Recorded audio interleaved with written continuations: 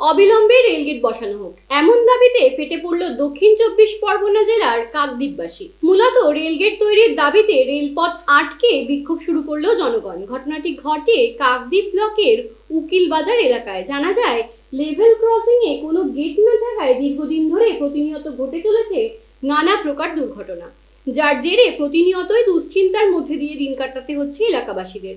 তাই এই সমস্যার সমাধানের দাবিতে বুধবার বেলা 12টা থেকে শুরু হলো এলাকার মানুষজনের বিক্ষোভ। জানা যাচ্ছে, মূলত রেলগেট তৈরির দাবিতেই এই বিক্ষোভ। শুধু তাই নয়, রেল লাইন পারাপারের করার যে রাস্তা রয়েছে সেখানে গভীর গর্ত কেটে দিয়েছে রেল দপ্তর, যার জেরে দুর্ঘটনার পরিমাণ বেড়েছে কিছু অংশ।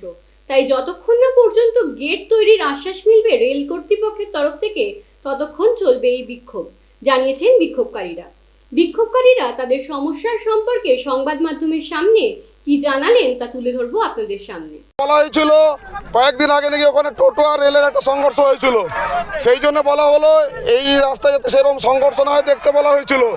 এদেরকে নির্দেশ দেওয়া হয়নি এই রকম করে 6 ফুট করে ডিপ করে কেটে দিয়ে ব্যারিকেড করে সাধারণ মানুষের জনজীবন ব্যাহত করার কোনো নির্দেশ নেই। নির্দেশের বাইরে এরা কাজ করেছে, তাই আমাদের আন্দোলন চলছে, চলবে, চলতে থাকবে।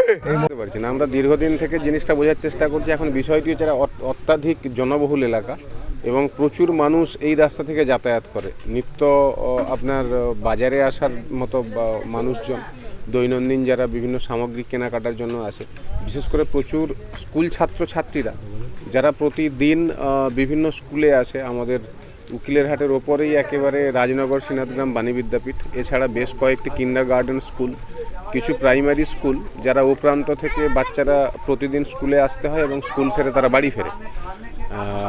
আমরা বেশ কয়েকবার দেখেছিলাম যে এইভাবে তারা এসে ঘিরে দিত রেল কর্তৃপক্ষ, তারপরে সেটা আবার সরে যেত।